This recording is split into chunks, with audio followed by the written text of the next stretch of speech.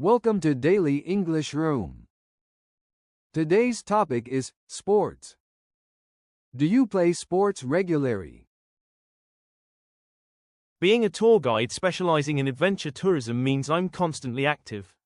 I regularly go rock climbing and mountain biking, both for work and pleasure. In winter, I ski at least twice a week. It's practically a requirement when you live in Bled. What is the most popular sport in your country? In Slovenia, skiing and ski jumping are arguably our most popular sports, especially during winter. We're a small country, but we've produced many champions in these sports.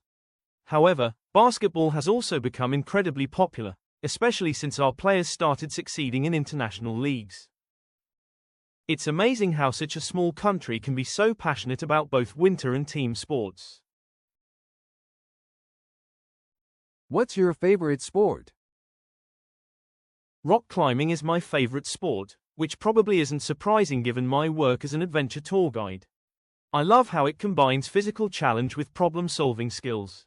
Each route is like a puzzle you have to solve with your whole body. The connection with nature and the constant need to stay focused really appeals to me. Do you often watch sports on TV? I mostly watch winter sports on TV, especially skiing and ski jumping. These are huge in Slovenia, and watching competitions helps me stay updated for my tourism work. During the winter season, I never miss a World Cup skiing event. It's almost part of my job to keep up with these competitions. Do you prefer playing sports or watching them? Definitely playing. As an adventure tour guide, I believe in active participation rather than passive observation.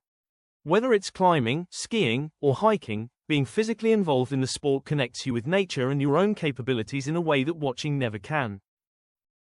Although I do watch winter sports to stay informed for my work. Are there any sports you don't like? Why?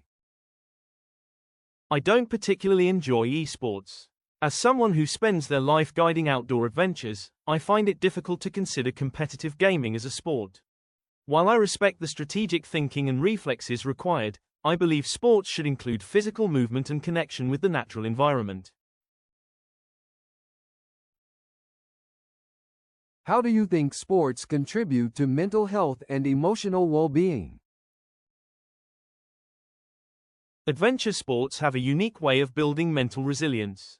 When guiding climbing trips, I see how overcoming physical challenges helps people develop confidence and overcome fears. The mountain environment naturally promotes mindfulness. You have to stay present and focused. I've witnessed how regular outdoor activity can help people manage anxiety and depression, though it's important to balance challenge with safety. What role should sports play in promoting public health? In adventure tourism, we often emphasize how outdoor sports contribute to both physical and mental health. Slovenia's public health initiatives heavily promote outdoor activities like hiking and cycling. As a tour guide, I've noticed that people who regularly participate in outdoor sports tend to maintain healthier lifestyles overall.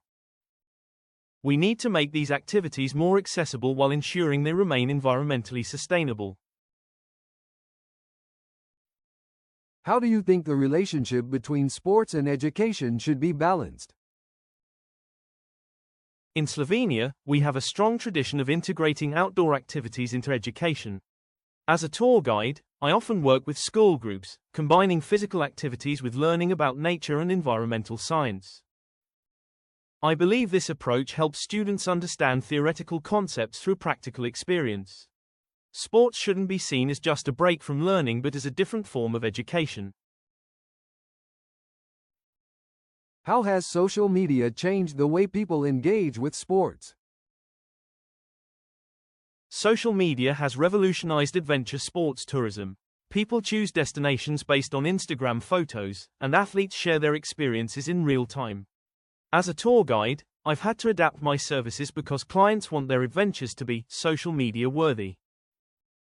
While this has brought more attention to our beautiful locations, it sometimes concerns me that people focus more on getting the perfect photo than experiencing the moment. How do most people in your country keep fit? Slovenians are very outdoor-oriented when it comes to fitness. Hiking is extremely popular. We joke that it's our national hobby. Many people cycle, both for commuting and recreation. In winter, skiing is a common way to stay active.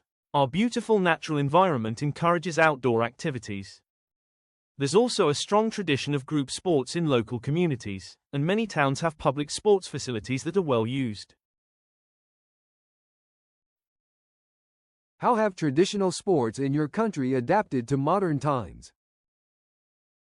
Traditional shepherd games in Slovenia have become competitive sports events. We've standardized the rules and created annual championships, making them more accessible to younger generations.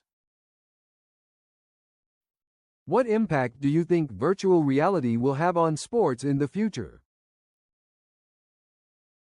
While I prefer real outdoor experiences, VR could help people prepare for adventure sports safely. Imagine practicing rock climbing routes virtually before attempting them in reality. How do you think sports facilities in cities should evolve to meet future needs? In Bled, we should focus on developing indoor-outdoor hybrid facilities that can be used year-round, regardless of weather conditions. This would support our tourism industry too. What role should sports play in addressing social issues? In Slovenia, sports tourism helps support rural economies and prevents village depopulation. It creates jobs and preserves traditional ways of life. How can sports events become more environmentally sustainable? In Slovenia, we're promoting leave no trace principles in outdoor sports. Events should have a positive environmental impact, perhaps by incorporating conservation activities. Tell me about a memorable sports event you attended or watched. What made it special? As a tour guide, I've witnessed many sporting events, but the most memorable was during a ski jumping competition at Planica, our famous ski flying venue. It was a perfect winter day with fresh snow and blue skies. I was guiding a group of international tourists who had never seen ski jumping before. Watching their reactions as jumpers soared through the air was incredible. Their gasps of amazement, their questions about how it was even possible. During breaks, we shared mulled wine and local specialties, and I taught him traditional Slovenian cheering songs. By the end of the day, these tourists from different countries were singing together in Slovenian. It really showed me how sports can break down cultural barriers. What's the most unusual or interesting sport you've ever tried? How was that experience? Being a tour guide in Slovenia, I've tried many adventure sports, but the most unusual was definitely bog snorkeling. It's not native to Slovenia. I tried it while on a professional exchange in Wales.